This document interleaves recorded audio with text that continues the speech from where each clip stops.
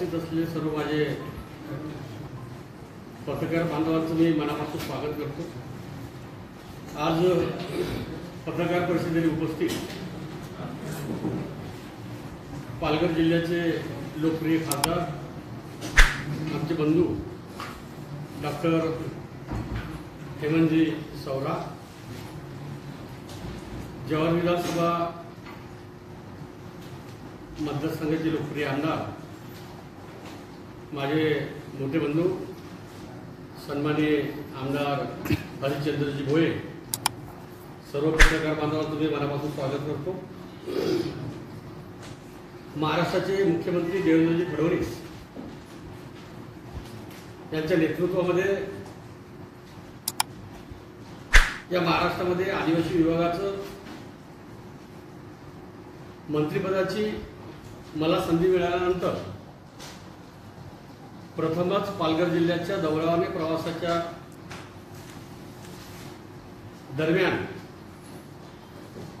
आज माझ्या आदिवासी विभागाअंतर्गत प्रकल्प कार्यालय एकात्मिक आदिवासी विकास प्रकल्प दोन्ही अधीन राहून अतिशय चांगला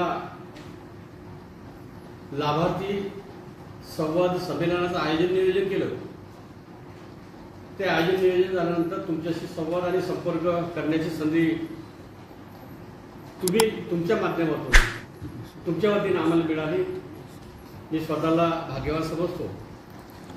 महाराष्ट्राचे मुख्यमंत्री देवेंद्र फडणवीस यांच्या नेतृत्वामध्ये महाराष्ट्र धावत आहे, विकासाच्या दिशेने चालत आहे। विकसित भारत देशामध्ये महाराष्ट्राचा एक चांगली भूमिका राहणार आहे। सोबतच आदिवासी विभाग महाराष्ट्राचे मुख्यमंत्री देवेंद्र फडणवीस यांच्या सोबत आदिवासी विभाग अतिशय उत्तम काम करण्यासाठी 100 दिवसाचा कार्यक्रम बनवलेला आहे। त्या 100 दिवसाच्या कार्यक्रमामध्ये महाराष्ट्रातली आदिवासी आश्रमशाळा 121 आदिवासी आश्रमशाळेला आम्ही डिजिटल आश्रमशाळा करणार आहे। हा 100 दिवसाचा प्रोग्राम आहे। दुसरा विषय, एकही आदिवासी वसतिगृह मुलींची असो वा मुलांची असो त्या वसतिगृहामध्ये ज्या सोयी सवलती ज्या असल्या पाहिजे त्या सोयी सुविधा पूर्ण करण्यास पात्र ठरणार आहे, अशा प्रकारचा सुद्धा आदिवासी विभागाच्या माध्यमातून संकल्प केला आहे आणि त्या दिशेनं आमची वाटचाल सुरू आहे। सोबतच महाराष्ट्रामध्ये अतिशय नवा विक्रम केलेला आहे, करणार आहे। अनुसूचित जमाती आयोग स्वतंत्र स्थापन करणार आहे, अशा प्रकारची परवानगी माननीय मुख्यमंत्र्यांची घेऊन येणाऱ्या कॅबिनेटमध्ये अनुसूचित जमाती आयोग स्वतंत्र याचा प्रस्ताव सुद्धा आम्ही ठेवणार आहे। या व्यतिरिक्त अनेक गरिबाचं कल्याण करण्यासाठी, आदिवासी समाजाच्या विकासाच्या विविध योजनेची अंमलबजावणी करण्यासाठी, एक नाही अनेक योजनेची अंमलबजावणी करण्यासाठी आमचा विभाग, आमचे लोकप्रतिनिधी प्रभावीपणे उत्तम नियोजनबद्ध काम करत असल्यामुळे मी मनापासून तुमचं कौतुक करतो। नोंद घ्यावं, आमच्या आदिवासी विभागानं येत्या फेब्रुवारी महिन्यामध्ये 7 तारखेला आदिवासी समाजाचे सर्व आमदार, आदिवासी विभागामध्ये काम करणारे सचिवापासून मंत्र्यापासून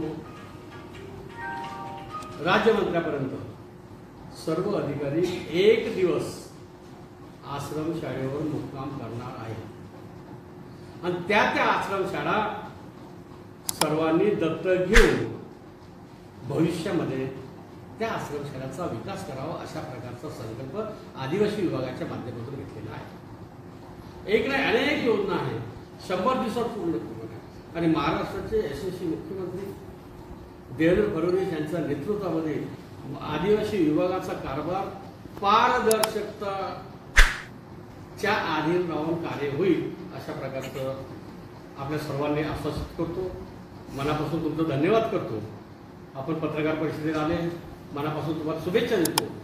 थांबतो, रजा घेतो। धन्यवाद। साहेब, काय सांगाल, सध्या जव्हार प्रकल्पांतर्गत आश्रमशाळेमध्ये जे 11वी-12वीचे विद्यार्थी असो किंवा 5वीपासून ते 10वीपर्यंत जे विद्यार्थी असो यांचं मृत्यूचं प्रमाण वाढलं आहे. मृत्यूचं प्रमाण वाढलं आहे. मृत्यूंचं काय सांगा? आदिवासी विभागाच्या मध्ये अंतर्गत मुला आणि मुलीच्या वसतिगृहामध्ये मृत्यूचं प्रमाण वाढणं म्हणणं काही हे काही सोयीचं नाही, योग्य नाही, असं होत नसते. काही कारणास्तव आरोग्याच्या सोयीच्या बाबतीत काही झालं असेल, परंतु आदिवासी विभागाचे सर्व अधिकारी, कर्मचारी, लोकप्रतिनिधी लक्ष केंद्रित करून आहेत का आदिवासी वसतिगृहामध्ये आश्रमशाळेमध्ये राहणारा विद्यार्थी हा आमचा केंद्रबिंदू आहे, त्यांच्या आरोग्याची दक्षता आणि काळजी घ्यावं अशा प्रकारचा संकल्प केल्यामुळे मृत्यूचं प्रमाण वाढलं आहे. गैर आहे, चुकीचं आहे. यानंतर कदापि मृत्यूचं प्रमाण आमच्या आश्रमशाळेमध्ये वसतिगृहामध्ये होणार नाही याची दखल आणि काळजी घेईल. सर, डाडू विकास प्रकल्पांतर्गत काही महिन्या अगोदर विषबाधा झाली होती विद्यार्थ्यांना आश्रमशाळेच्या, त्याचा अहवाल जेवणात नाही. आता विषबाधा झाली हा विषय जो आहे त्या विषयाच्या आधी 10-15 मिनिटांमध्ये मी पीओ अधिकाऱ्याकडून मी अहवाल घेईन आणि आपण जाते वेळी भेटते वेळी हा अहवाल सांगेल तुम्हाला. सर, विषय असा आहे की आता जे आदिवासी विकास महामंडळाच्या 7 गड्या एक सामन्याच्या वृत्तपत्रामध्ये एक बातमी आलेली आहे, आजच आली प्रसिद्ध, की आदिवासी विकास महामंडळाच्या 7 गड्या अजूनही पडलेल्या आहेत, पडलेल्या अवस्थेत आहेत असं 7 गड्या वाहने कुठे कुठे पण माननीय पत्रकार महोदयांचा प्रश्न कदाचित थोडा मला समजला.